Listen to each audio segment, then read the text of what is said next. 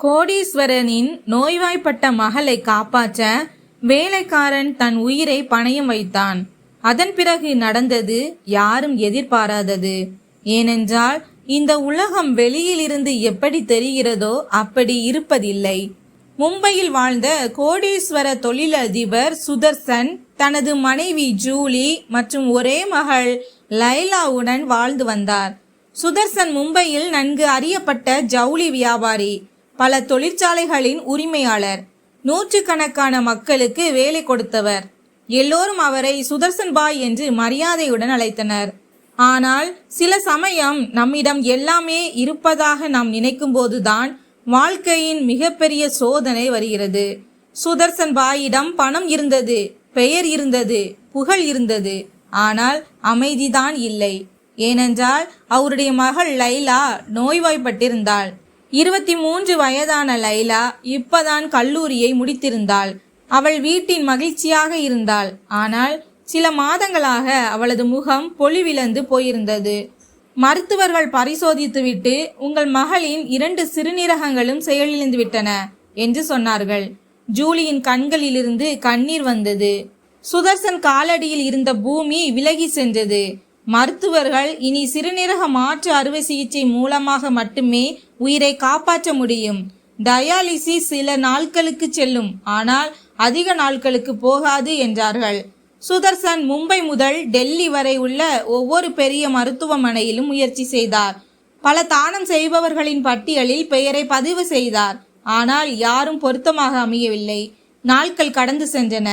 லைலாவின் நிலைமை மோசமாகிக் கொண்டே இருந்தது. லைலா இப்போது பெரும்பாலும் படுக்கையிலே இருந்தாள். முகத்தில் புன்னகை மறைந்திருந்தது. கண்களுக்கு கீழே கருவளையங்கள். உடல் வீங்கியிருந்தது. குரல் மெலிந்து போயிருந்தது. அவள், அம்மா, நான் எவ்வளவு அசிங்கமாகிவிட்டேன் இல்லையா என்று கேட்பாள். ஜூலி அவளை அணைத்து கொண்டு, மகளே, உனக்கு சுவாசம் இருக்கும் வரை நீ எனக்கு தான் மிகவும் அழகானவள் என்று சொல்வாள். லைலாவுக்கு நகரத்தின் மாசு மற்றும் கூட்ட நெரிசலில் இருந்து விலகி இருக்க வேண்டும் என்று மருத்துவர் அறிவுறுத்தினார். அதனால் சுதர்சன் அவளை மும்பைக்கு வெளியே கட்டப்பட்டிருந்த பண்ணை வீட்டிற்கு மாற்றினார். 3 ஏக்கரில் பறந்து விரிந்த அந்த பசுமையான பங்களா ஒரு திரைப்பட காட்சி போல இருந்தது. நடுவில் வெள்ளை நிற 2 மாடி கட்டிடம், எதிரே புல்வெளி, பின்னால் தோட்டம், எல்லா பக்கமும் அமைதி. அங்கு சில வேலைக்காரர்கள், ஒரு செவிலியர் மற்றும் லைலாவின் அம்மா ஜூலி மட்டுமே இருந்தனர். சுதர்சன் தினமும் வந்து சில மணி நேரம் அமர்ந்துவிட்டு பிறகு வேலை விஷயமாக நகரத்துக்கு திரும்பி செல்வான். ஆனால் நாட்கள் செல்ல செல்ல லைலாவின் உடல்நிலை தேர்வதற்கு பதிலாக மேலும் மோசமாகி கொண்டிருந்தது. பலமுறை அவளை எழுப்பவோ, சக்கர நாற்காலியில் அமர வைக்கவோ அல்லது பூங்கா வரை அழைத்து செல்லவோ லைலாவும் செவிலியரும் சேர்ந்து சோர்வடைந்து விடுவார்கள். ஒரு நாள் மருத்துவர், மிஸ்டர் சுதர்சன், உங்களுக்கு ஒரு நம்பிக்கையான உதவியாளர் அல்லது வேலைக்காரர் தேவை. அவர் லைலாவை இரவு பகல் கவனித்து கொள்ள வேண்டும். சரியான நேரத்தில் மருந்து கொடுக்க வேண்டும். அவள் பலவீனமாக இருக்கும்போது அவளை தாங்கிக் கொள்ள வேண்டும் என்றார். சுதர்சன் செய்தித்தாள்களில் விளம்பரம் கொடுத்தார்.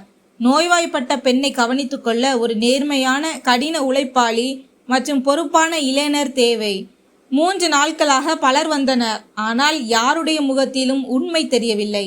சிலர் பணத்தை பற்றி பேசினர், சிலர் விடுமுறையை பற்றி பேசினர். சுதர்சன் ஒவ்வொரு நேர்காணல்களுக்கு பிறகும் அவர் ஏமாற்றத்துடன் திரும்பினார். அதே மாலை அவர் தொழிற்சாலையில் இருந்து திரும்பி வரும்போது ரயில் நிலையம் அருகே தேநீர் அருந்துவதற்காக காரை நிறுத்தினார்.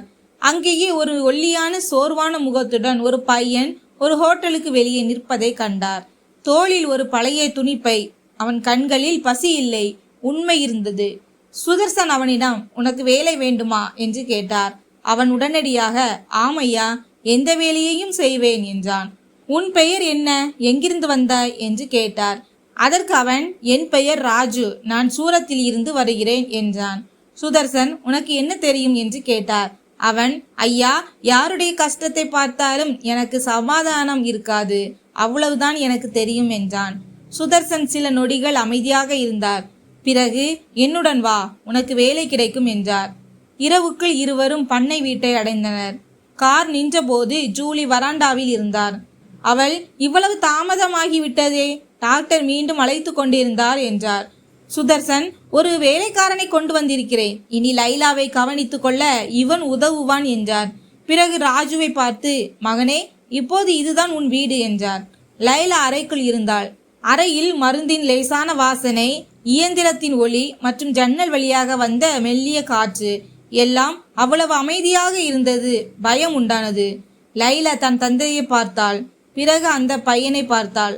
அவள் மெல்லிய குரலில், அப்பா, எனக்கு புதிய வேலைக்காரரையும் வைத்து விட்டீர்களா என்று கேட்டாள். சுதர்சன் புன்னகைத்தார். ஆம் மகளே, இப்போது இவன் உன்னை கவனித்துக் கொள்வான். லைலா அவ்வளவுதான் சொன்னாள்.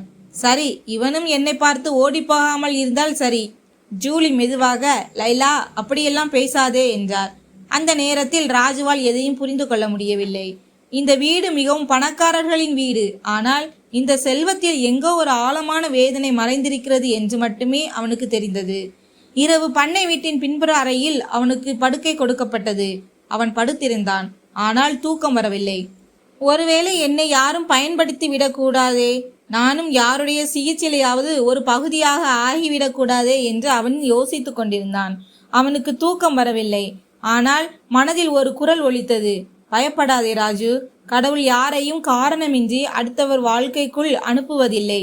அடுத்த நாள் காலையில் சூரியனின் லேசான வெளிச்சம் ஜன்னல் வழியாக உள்ளே வந்தது.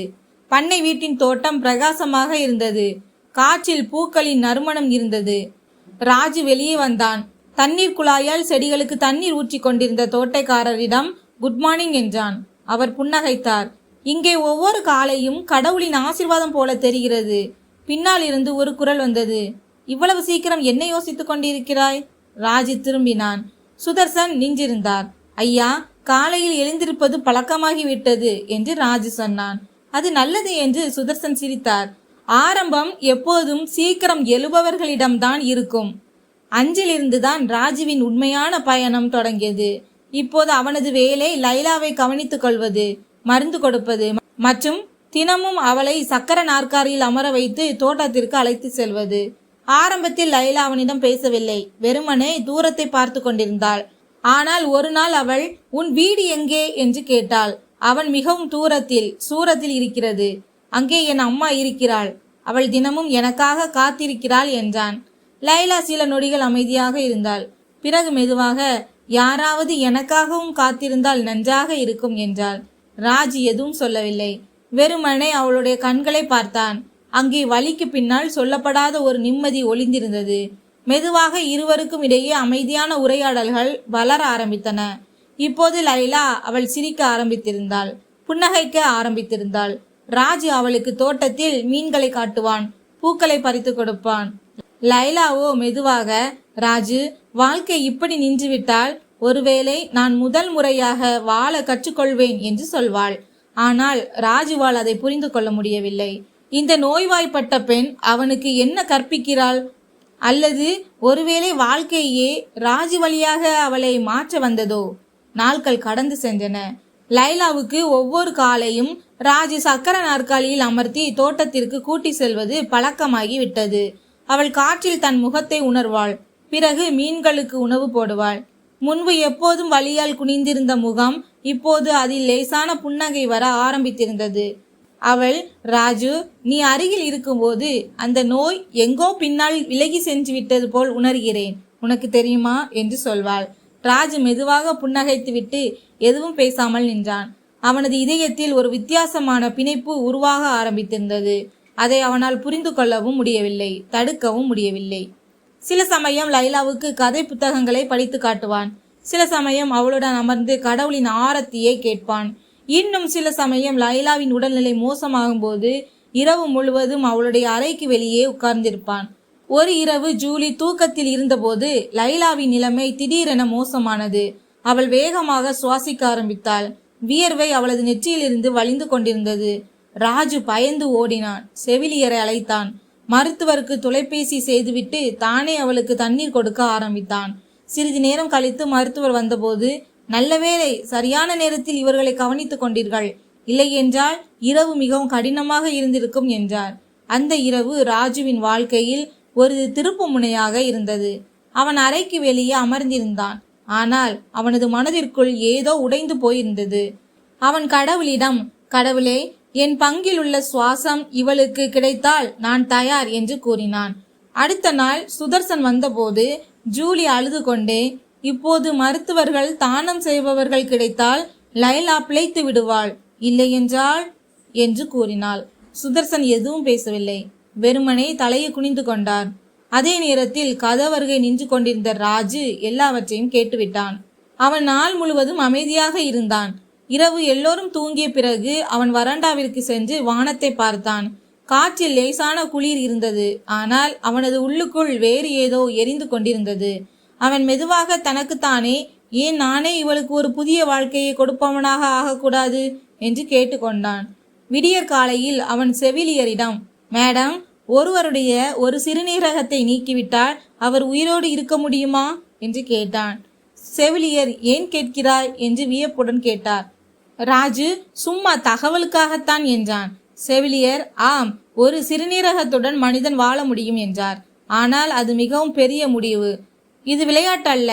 ராஜு புன்னகைத்தான். சில நேரங்களில் வாழ்க்கையும் ஒரு விளையாட்டை விட பெரிதாகி விடுவது இல்லையா மேடம்? அந்த மதியம் லைலா தோட்டத்தில் அமர்ந்திருந்த போது ராஜ் அவளிடம் வந்து, லைலா, உங்கள் இடத்தில் வேறு யாராவது இருந்திருந்தால் நீங்கள் என்ன செய்திருப்பீர்கள் என்று கேட்டான். லைலா, எந்த விஷயத்தில் என் இடத்தில் என்று கேட்டாள். யாராவது உங்களுக்காக தன் உயிரை பணயம் வைத்திருந்தால்? லைலா மெதுவாக சிரித்து, அப்படி யாரும் இருக்க மாட்டார்கள் ராஜு, இந்த உலகம் அவ்வளவு நல்லதல்ல என்றாள். ராஜு சில சமயம் நல்லவர்கள் உலகம் தேடாத இடத்திலிருந்து வருவார்கள் என்று மட்டும் சொன்னான். லைலாவுக்கு புரியவில்லை. ஆனால் அவளது மனதில் ராஜுவின் வார்த்தைகள் பதிந்தன. மாலையில் சுதர்சன் திரும்பிய போது ராஜு மெதுவாக அவரிடம், ஐயா, நீங்கள் அனுமதித்தால் நான் லைலாவுக்கு என் ஒரு சிறுநீரகத்தை கொடுக்க விரும்புகிறேன் என்றான். சுதர்சன் முதலில் ராஜு விளையாடுகிறான் என்று நினைத்தார். ஆனால் அவன் தலையை குனிந்து, ஐயா, என் முடிவு உறுதியானது. உங்கள் மகள் வாழ்ந்தால் அதுதான் எனக்கு கிடைத்த மிகப்பெரிய பரிசு என்று சொன்னபோது சுதர்சனின் கண்களில் நீர் நிறைந்தது. அவர், மகனே, நீ என்ன பேசுகிறாய் என்று உனக்கு தெரியுமா என்றார். ராஜு, ஆமையா, மிக நன்றாக தெரியும். என்னிடம் இழப்பதற்கு எதுவும் இல்லை. ஆனால் அவளை காப்பாற்ற நிறைய இருக்கிறது என்றான். இதை கேட்ட ஜூலி ஓடி வந்து, வேண்டாம் மகனே, இது பாவம். உன்னை உன் தாய் தந்தையர் இதற்காக பெற்றெடுக்கவில்லை என்றார். ராஜு, அம்மா, ஒருவர் மரணத்தின் விளிம்பில் இருக்கும்போது நீங்கள் அவருக்கு சுவாசத்தை கொடுத்தால் அது பாவமாக இருக்காது, அது புண்ணியம் என்றான். சுதர்சன் கடைசியாக, மகனே, நீ உன் வீட்டாரிடம் கேட்பாயா என்று கேட்டார். ராஜுவின் கண்களில் நீர் நிறைந்தது. ஐயா, நான் கேட்டால் அவர்கள் ஒருபோதும் சம்மதிக்க மாட்டார்கள். கிராம மக்கள் ரத்தம் கொடுக்கவே பயப்படுகிறார்கள். நான் என் சிறுநீரகத்தை கொடுக்கிறேன் என்று அவர்களிடம் சொல்ல முடியாது என்றான். அவனது வார்த்தைகளில் இருந்த உண்மை சுதர்சன் மற்றும் ஜூலி இருவரையும் மௌனமாக்கியது. அவர்கள் மருத்துவரிடம் எல்லாவற்றையும் சொல்லி செயல்முறையை தொடங்கச் சொன்னார்கள். பரிசோதனைகள் செய்யப்பட்டன. அறிக்கைகள் வந்தன. ஒரு அதிசயம் நடந்தது. லைலா மற்றும் ராஜுவின் இரத்த வகை மற்றும் பொருத்த பாடு முற்றிலும் சரியாக இருந்தன. மருத்துவர் இந்த அறுவை சிகிச்சை வெற்றி பெற்றால் லைலாவின் உயிரை காப்பாற்ற முடியும் என்றார். சுதர்சன் ராஜுவின் கைகளை பிடித்து கொண்டார். மகனே, உன் இந்த உபகாரத்தை என்னால் வாழ்நாள் முழுவதும் திருப்பி செலுத்த முடியாது என்றார். ராஜு புன்னகைத்தான். ஐயா, உபகாரம் இல்லை, நான் மனித நேயத்தின் கடனை தான் அடைக்கிறேன் என்றான். அறுவை சிகிச்சைக்கான நாள் நிர்ணயிக்கப்பட்டது. அந்த நாளில் பண்ணை வீட்டின் சுவர்கள் கூட அழுவது போல இருந்தது. லைலாவுக்கு மயக்க மருந்து கொடுக்கப்பட்டது மற்றும் ராஜு அறுவை சிகிச்சை அறைக்கு அழைத்து செல்லப்பட்டான். 4 மணி நேரம் நடந்த அறுவை சிகிச்சை முழு குடும்பத்திற்கும் ஒரு யுகம் போல நீண்டதாக தெரிந்தது. ஜூலி தொடர்ந்து கோயிலில் அமர்ந்திருந்தார் மற்றும் சுதர்சன் மருத்துவமனை நடைபாதையில் கடவுளிடம் பிரார்த்தனை செய்து கொண்டிருந்தார். என் மகளுக்கு நீ வாழ்க்கை கொடுத்தால் ராஜுவையும் பத்திரமாக வைத்திரு. இறுதியில் மாலை 6 மணிக்கு கதவு திறக்கப்பட்டது. மருத்துவர்கள் வெளியே வந்து அறுவை சிகிச்சை வெற்றியடைந்து விட்டது, இருவரும் ஆபத்திலிருந்து வெளியே வந்து விட்டார்கள் என்றார்கள். ஜூலி அங்கேயே தரையில் விழுந்தார். சுதர்சனின் கண்களில் இருந்து கண்ணீர் வழிந்தது. மருத்துவர், உங்கள் மகள் இப்போது மெதுவாக சரியாகி விடுவாள். மேலும் இந்த இளைஞன் இன்று மனிதநேயத்தின் மிகப்பெரிய உதாரணத்தை முன்வைத்துள்ளான் என்றார்.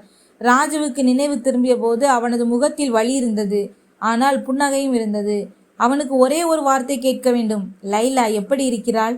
செவிலியர், இப்போது அவள் நன்றாக இருக்கிறாள் மகனே, அவள் இப்போது வாழ்வாள் என்றார்.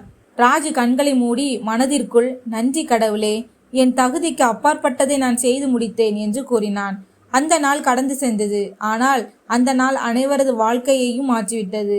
இப்போது லைலாவின் உடலில் ராஜுவின் ஒரு சிறுநீரகம் இருந்தது மற்றும் லைலாவின் இதயத்தில் ராஜுவுக்கு ஒரு இடம் இருந்தது. இருவரது வாழ்க்கையும் இப்போது ஒன்றோடொன்று பிணைக்கப்பட்டிருந்தது. இரத்தத்தால் அல்ல, ஆனால் மனிதநேயத்தின் அடித்தளத்தில் உருவான ஒரு உறவால். மருத்துவமனையில் இருந்து விடுவிக்கப்பட்ட பிறகு இருவரும் சில மாதங்கள் ஓய்வெடுக்க அறிவுறுத்தப்பட்டனர். சுதர்சன் ஒரு முடிவு செய்தார். இப்போது லைலாவும் ராஜுவும் இருவரும் பண்ணை வீட்டிலேயே இருப்பார்கள் என்றார். அங்கே தூய்மையான காற்றும் அமைதியும் இருந்தது. மெதுவாக லைலாவின் உடல்நிலையில் மேம்பாடு ஏற்பட ஆரம்பித்தது. இப்போது அவள் யாருடைய உதவியும் இல்லாமல் நடக்க ஆரம்பித்தாள். முகத்தில் மீண்டும் அதே பழைய பொலிவு திரும்பியது. மேலும் எப்போதோ அணைந்து போனது போல் இருந்த கண்களில் மீண்டும் வெளிச்சம் பிரகாசிக்க தொடங்கியது. பலமுறை அவள் கண்ணாடியில் தன்னை பார்த்து கொள்ளும்போது அவள் நாவில் ஒரே ஒரு வார்த்தை தான் வரும். இன்று நான் உயிருடன் இருக்கிறேன் என்றால் அதற்கு ராஜ்தான் காரணம். அதே சமயம் ராஜுவின் உள்ளே ஒரு நிம்மதி இருந்தது. அதை அவன் இதற்கு முன் எப்போதும் உணர்ந்ததில்லை. அவன், ஐயா, நான் வேறொருவரின் வாழ்க்கையை காப்பாற்றவில்லை, என்னுடைய வாழ்க்கையை தான் காப்பாற்றியதாக உணர்கிறேன் என்று சொல்வான். லைலா தினமும் அவனுடன் தோட்டத்தில் உலாவுவாள். சில சமயம் பூக்களை பறிப்பாள், சில சமயம் ஏரிக்கரையில் அமர்ந்திருப்பாள். காற்று அவளது கூந்தலை கலைக்கும் போது ராஜு அவளையே பார்த்து கொண்டிருப்பான். தன் வாழ்க்கை நடப்பதை பார்ப்பது போலவே உணர்ந்தான். காலம் கடந்தது. 1 வருடம் கடந்தது. லைலா முழுமையாக ஆரோக்கியமாகிவிட்டாள். ராஜுவும் முன்பை விட வலிமையாக தெரிந்தான். இப்போது இருவரின் உறவும் ஒரு பேசாத புரிதலாக மாறியிருந்தது. அங்கே யாருக்கும் எதுவும் சொல்ல வேண்டிய அவசியம் இருக்கவில்லை. ஆனால் நண்பர்களே, வாழ்க்கை எப்போது மகிழ்ச்சியாக இருக்கிறதோ அடுத்த காலை அது ஒரு சோதனையாக திரும்பி வரும். ஒரு மாலை ராஜுவுக்கு அவன் கிராமத்திலிருந்து தொலைபேசி அழைப்பு வந்தது. அம்மாவுக்கு சுகம் இல்லை என்று. அவன் சுதர்சனிடம், ஐயா, 2-3 நாட்களுக்கு கிராமத்திற்கு செல்ல விரும்புகிறேன், அம்மாவின் உடல்நிலை சரியில்லை என்றான். சுதர்சன், கண்டிப்பாக போ மகனே, ஆனால் உன்னை கவனித்துக்கொள் என்றார். லைலா அமைதியாக இருந்தாள். ஆனால் அவளது கண்களில் பயம் இருந்தது. நீங்கள் திரும்பி வருவீர்கள் தானே? ராஜு சிரித்தான். சிறுநீரகம் உங்களிடம்தான் இருக்கிறது லைலா, இப்போ இதயத்தையும் அங்கேயே விட்டுவிட்டு போகவா? லைலா சிரித்தாள். ஆனால் அவளது சிரிப்பில் ஒரு ஈரம் இருந்தது. ராஜு கிராமத்திற்கு சென்றான். அம்மாவின் உடல்நிலை சரியாகி இருந்தது. ஆனால் கிராம மக்கள் கேள்வி கணைகளை தொடுத்தனர். அடே ராஜு, நீ பணக்காரர்களிடம் வேலை செய்கிறாய், இவ்வளவு பணம் எப்படி அனுப்புகிறாய்? எங்கேயாவது உன் உறுப்பை விற்று விட்டாயா? முதலில் ராஜு சிரித்து சமாளித்து விட்டான். ஆனால் ஒரு இரவு அம்மா மெதுவாக, மகனே, உண்மையை சொல், நீ உன் உடலில் எதையாவது விற்கவில்லையே என்று கேட்டபோது அவனது தொண்டையில் வார்த்தைகள் அடைத்து கொண்டன. அம்மாவின் கண்களில் பயம் இருந்தது. கிராம மக்களின் வாயில் விஷம் இருந்தது. அவன், இல்லை அம்மா, நான் எதுவும் தவறு செய்யவில்லை என்று சொல்லிக்கொண்டே இருந்தான். ஆனால் யாரும் நம்பவில்லை. சில நாட்களுக்கு பிறகு அம்மா அவனது வயிற்றுக்கு அருகில் இருந்த தழும்புகளை பார்த்தபோது அவள் சத்தமாக அலறி அழுதாள். மகனே, நீ என்ன செய்து விட்டாய்? ராஜு அவரிடம் எல்லா உண்மைகளையும் சொன்னான். அம்மா, நான் ஒரு பெண்ணுக்கு வாழ்க்கை கொடுத்திருக்கிறேன், எந்த வியாபாரமும் செய்யவில்லை. ஆனால் கிராமத்தில் இப்போது வதந்திகள் பரவ ஆரம்பித்திருந்தன. ராஜு சிறுநீரகத்தை விற்றுவிட்டான், பணம் வாங்கி கொண்டு பணக்காரர்களின் வேலைக்காரன் ஆகிவிட்டான். கிராமத்தில் அவனுக்கு ஏளனங்கள் வர ஆரம்பித்தன. சிலர் உடலை விற்றவன் என்றனர். வேறு சிலர் தன் தாய் தந்தையரின் மானத்தை மண்ணில் கலந்து விட்டான் என்றனர். கடைசியில் ராஜு ஒரு முடிவெடுத்தான். இனி இங்கே தங்குவது சரியில்லை. அவன் தாய் தந்தையருக்கு புரிய வைத்து, ஒரு நாள் நீங்கள் புரிந்து கொள்வீர்கள், நான் எந்த தவறும் செய்யவில்லை என்று சொன்னான். அவன் மீண்டும் மும்பை திரும்பினான். பண்ணை வீட்டின் வாசலை அடைந்தவுடன் லைலா ஓடி வந்து வெளியே வந்தாள். 2 மாதங்களுக்கு பிறகு அவள் அவனை இவ்வளவு அருகில் பார்ப்பது அதுவே முதல் முறை. அவள், ராஜு, நீங்கள் வந்து விட்டீர்களா என்று அலறி வேறு எதையும் யோசிக்காமல் நேராக அவன் கையை பிடித்து கொண்டாள். சுதர்சன் மற்றும் ஜூலி பின்னால் நின்றிருந்தனர். அவர்களுடைய கண்களில் பெருமை இருந்தது. ஜூலி சொன்னாள், மகனே, நீ எங்கள் மகளுக்கு வெறும் வாழ்க்கையை மட்டும் கொடுக்கவில்லை, புன்னகைப்பதற்கான காரணத்தையும் கொடுத்தாய் என்றார். லைலா மெதுவாக ராஜுவின் கையை பிடித்தாள். இனி எங்கும் போகக்கூடாது, இங்கேயே இருக்க வேண்டும். ராஜு சொன்னான், லைலா, நான் எப்போதும் இங்கேயே இருப்பேன். ஆனால் இனி என் பெயரால் அல்ல, என் செயலால். என்னை அறிந்து கொள்ளுங்கள் என்றான். மெதுவாக இருவருக்கும் இடையேயான உறவு இப்போது அனைவரின் முன்பும் வர ஆரம்பித்தது. லைலா அவனை வெறும் வேலைக்காரனாக அல்ல, தன் வாழ்க்கையின் பகுதியாகவே கருத ஆரம்பித்தாள். அவள் எப்போதெல்லாம் கோயிலுக்கு சென்றாலோ அப்போதெல்லாம் கடவுளிடம், எனக்கு இப்போது ஒரு நல்ல வாழ்க்கை கிடைத்து விட்டது, அவர் என்னை விட அதிகமாக என்னை நேசித்தவர் என்று மட்டும் சொல்வாள். அந்த நாளில் முதல் முறையாக சுதர்சனும் கூட, சில சமயம் உறவுகள் பணம் மற்றும் அந்தஸ்தால் அல்ல, இதயத்தால் உருவாகின்றன என்பதை உணர்ந்தார். அவர் ராஜுவை பார்த்து கொண்டே இருந்தார். படிப்பு இல்லாத பணம் இல்லாத ஒரு ஏழை குடும்பத்து இளைஞன். ஆனால் அவனது இதயம் மிகவும் பெரியது. அது தன் மகளுக்கு ஒரு புதிய வாழ்க்கையை கொடுத்திருக்கிறது. அவருடைய உள்ளுக்குள் ஏதோ மாறிக்கொண்டிருந்தது. முன்பு பெயரையும் மரியாதையும் மட்டுமே பெரிதாக கருதிய அந்த தந்தை இப்போது முதல் முறையாக மனித நேயத்தை மிக உயர்ந்த தர்மமாக கருதினார். ஆனால் சமூகத்தின் கண்கள் அவ்வளவு எளிதானவை அல்ல. வெளியிலிருந்து கைத்தட்டும் உலகம் உள்ளுக்குள் கல்லறிவது வழக்கம். ஒரு நாள் பண்ணை வீட்டிற்கு சில உறவினர்கள் வந்தனர். லைலாவின் அத்தை, மாமா மற்றும் சில நெருங்கிய உறவினர்கள். லைலா இப்போது முழுவதுமாக சரியாகிவிட்டாள். முகத்தில் புன்னகையும் வாழ்க்கையின் பிரகாசமும் திரும்பி வந்திருந்தன. ஆனால் அவள் அதே வேலைக்காரன் ராஜுவுடன் சிரித்து சிரித்து பேசிக் கொண்டிருப்பதை பார்த்தபோது அங்கே இருந்த சூழல் மாறியது. அத்தை கேலி செய்யும் தோணியில், ஜூலி, இவன் சிறுநீரகம் கொடுத்த அதே பையன்தானே என்று கேட்டார். ஜூலி புன்னகைத்தார். ஆம் அத்தை, அவன்தான். அடே, ஆனால் இப்போது இது மிகவும் அதிகமாகிவிட்டது. பெண்ணை சரி செய்தான், அது சரிதான். ஆனால் இப்போது உன் மகள் அவன் பின்னாலேயே சுற்றி கொண்டிருக்கிறாள் என்றார். சுதர்சன் அமைதியாக இருந்தார். ஆனால் அன்று இரவு எல்லோரும் சென்ற பிறகு ஜூலி மெதுவாக, என்னங்க, மக்கள் நம் மகளை தவறாக பேசுகிறார்கள் என்றார். சுதர்சன் சொன்னார், தவறாக பேசுவதுதான் மக்களின் வேலை ஜூலி. அவன் நம் மகனாக இருந்திருந்தால் அப்போதும் அப்படிதான் நினைத்திருப்பார்களா என்றார். ஜூலி மௌனமானார். ஆனால் சமூகத்தின் நாக்கு யாருக்கும் கருணை காட்டுவதில்லை. அடுத்த சில நாட்களில் இந்த விஷயம் மும்பை முழுவதும் பரவியது. கோடீஸ்வரனின் மகள் தன் வேலைக்காரனை காதலிக்கிறாள். செய்தித்தாள்களில் அல்ல, ஆனால் காற்றலைகளில் இந்த செய்தி சுற்ற ஆரம்பித்திருந்தது. லைலா எப்போதெல்லாம் கோவிலுக்கு சென்றாலோ அப்போதெல்லாம் மக்கள் கிசுகிசுத்தார்கள். அதோ பாருங்கள், அவள்தான் அந்த கோடீஸ்வரனின் மகள். ஒரு நாள் லைலா தன் தந்தையிடம், அப்பா, எனக்கு புதிய வாழ்க்கையை கொடுத்தவரை நான் காதலித்தால் என்ன தவறு என்று கேட்டாள். சுதர்சன் மகளின் கண்களை பார்த்தார். மகளே, நீ தவறு எதுவும் செய்யவில்லை. ஆனால் உலகிற்கு புரிய வைக்க உனக்கு வாழ்நாள் முழுவதும் தேவைப்படும். லைலா, அப்படியானால் புரிய வைக்கும் முயற்சியை கைவிடுங்கள் அப்பா. ஏனென்றால் எந்த இதயம் புரிந்து கொண்டதோ அதற்கு உலகின் தேவையில்லை என்றாள். சில நாட்களுக்கு பிறகு சுதர்சனின் பிறந்த நாள் விழா நடந்தது. வீட்டில் பெரிய ஏற்பாடு செய்யப்பட்டிருந்தது. மும்பையின் பெரிய தொழில் அதிபர்கள், அதிகாரிகள் மற்றும் சமூக சேவகர்கள் அனைவரும் அழைக்கப்பட்டிருந்தனர். லைலா அன்று இரவு ராஜுவிடம், இன்று இரவு நீங்களும் வருகிறீர்கள் தானே என்று கேட்டாள். ராஜு தயங்கினான். இல்லை லைலா, நான் ஒரு வேலைக்காரன். இது என் இடமல்ல. லைலா சிரித்து கொண்டே, நீ வேலைக்காரன் இல்லை, நீ எனக்கு கடவுளை அனுப்பிய என் வாழ்க்கையின் ஒரு அங்கம் என்றாள். மாலையானது. அரண்மனை போன்ற பங்களாவில் விளக்குகளின் வெளிச்சம் பிரகாசித்துக் கொண்டிருந்தது. லைலா நீல நிற புடவை அணிந்திருந்தாள். முகத்தில் லேசான ஒப்பனை, கண்களில் தன்னம்பிக்கை. ராஜு வெள்ளை சட்டை போட்டுக்கொண்டு சாதாரணமாக அமைதியாக பணிவுடன் இருந்தான். விழா தொடங்கிய போது சுதர்சன் மேடைக்கு வந்தார். நண்பர்களே, இன்று நான் எனது பிறந்த நாளை மட்டுமல்ல, என் மகளுக்கு மீண்டும் கிடைத்த வாழ்க்கைக்கு நன்றி கூறுகிறேன். இது நம் மத்தியில் அமர்ந்திருக்கும் ஒருவரால் சாத்தியமானது. அது ராஜு என்றார். கூட்டமே அதிர்ச்சியடைந்தது. கைத்தட்டல்கள் எழுந்தன. ஆனால் அதே கூட்டத்தில் சில முகங்கள் அவமரியாதையுடன் சிரித்து கொண்டிருந்தன. ஒருவன், அடேங்கப்பா சுதர்சனையா, இப்போது வேலைக்காரர்களையும் மேடைக்கு அழைக்க ஆரம்பித்து விட்டீர்கள் போல என்றான். மற்றொருவர், இப்போதெல்லாம் ஏழைகளின் மதிப்பு அதிகரித்து விட்டது. சிறுநீரகத்தை விற்று பெயரையும் பெற்றுவிட்டான் என்றார். லைலா இதை கேட்டாள். மேடையில் ஏறினாள். அவள் மைக்குக்கு முன்னால் வந்தாள். அவளது குரல் மண்டபம் முழுவதும் ஒலித்தது. ஆம், இவன்தான் தனது உடலின் ஒரு பகுதியை கொடுத்து என் உயிரை காப்பாற்றிய ராஜு. இவன் இல்லாமல் நான் இன்று இந்த மேடையில் இருந்திருக்க மாட்டேன்.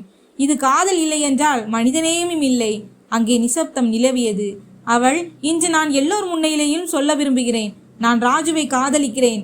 ஏனென்றால் இவன்தான் எனக்கு வாழ்க்கையின் அர்த்தத்தை கற்றுக் கொடுத்தான் என்றாள். கூட்டத்தில் பரபரப்பு ஏற்பட்டது. சிலர் கைத்தட்டினர், சிலர் சிரித்தனர், இன்னும் சிலர் கேலி செய்தனர். சுதர்சன் மெதுவாக மைக்கை பிடித்தார். நான் பெற்றெடுத்த மகளின் வாழ்க்கைக்கு அவளுக்குத்தான் உரிமை உள்ளது. அவள் ஒரு ஏழையிடம் கடவுளை பார்த்தாள். என் மகள் மனிதனை அடையாளம் கண்டதற்காக நான் பெருமைப்படுகிறேன். மண்டபம் முழுவதும் கைத்தட்டல்களால் அதிர்ந்தது. லைலாவின் கண்களில் கண்ணீர் வழிந்தது. ராஜுவின் கைகள் நடுங்கின. அவன், ஐயா, நான் உங்கள் மரியாதைக்கு பங்கம் விளைவிக்க விரும்பவில்லை என்றான். சுதர்சன், மகனே, நீ என் மரியாதையை அல்ல, என் சிந்தனையைத்தான் பணக்காரனாகிவிட்டாய் என்றார். சில மாதங்களுக்கு பிறகு லைலா தினமும் பிரார்த்தனை செய்து வந்த அதே கோவிலில் அதே ராஜு மற்றும் லைலா 7 அடி நடந்தனர். திருமணம் செய்தனர். மேலும் அவர்கள் திருமணத்திற்கு அன்று மனித நேயத்தின் மீது நம்பிக்கை கொண்டவர்கள் அனைவரும் வந்தனர். ஜூலி கண்ணீருடன் புன்னகைத்து, இன்று எனக்கு புரிந்தது. சில சமயம் கடவுள் தானாக வருவதில்லை, ஒருவரின் உயிரை காப்பாற்ற யாரையாவது அனுப்பி வைக்கிறார் என்றார். பல ஆண்டுகளுக்கு பிறகு லைலா ராஜுவுக்கு ஒரு மகள் பிறந்தாள். சுதர்சன் அவர்களுக்கு கிருத்திகா என்று பெயரிட்டார், அதாவது நன்றி உணர்வு. மேலும் அவர் இந்த பெயர் மனித நேயத்திற்கு மதம், சாதி, அந்தஸ்து எதுவும் இல்லை என்பதை எப்போதும் நமக்கு நினைவுபடுத்தும் என்றார். பண்ணை வீட்டின் சுவர்களில் இப்போது புதிய சிரிப்பொலிகள் ஒளிந்தன. எங்கே ஒரு காலத்தின் கண்ணீரின் நிழல்கள் இருந்தனவோ அது மறைந்து போயின. லைலா பூக்களை பார்த்து, ராஜு, நீங்கள் கொடுத்த இந்த வாழ்க்கை இப்போது என்னுடையது மட்டுமல்ல, இது அனைவரின் நம்பிக்கையாக மாறிவிட்டது என்று சொல்வாள். ராஜு புன்னகைத்து, லைலா, அடுத்தவர்க்காக வாழும் வாழ்க்கைதான் உண்மையான அழகு என்று சொல்வான். நண்பர்களே, இந்த கதை முழு சமூகத்திற்கும் ஒரு விஷயத்தை கற்றுக் கொடுத்தது. பணம் வைத்திருப்பவர் பணக்காரர்கள் அல்ல, அடுத்தவரின் சுவாசத்தை காப்பாற்ற துணிந்தவரே பணக்காரர். இந்த கதை உங்களுக்கு பிடித்திருந்தால் வீடியோவை லைக் செய்யுங்கள், ஷேர் செய்யுங்கள், சேனலை சப்ஸ்கிரைப் செய்யுங்கள். மனித நேயத்தை பேணுங்கள், அன்பை பரப்புங்கள் மற்றும் வாழ்க்கையை சிரித்து வாழுங்கள். நன்றி.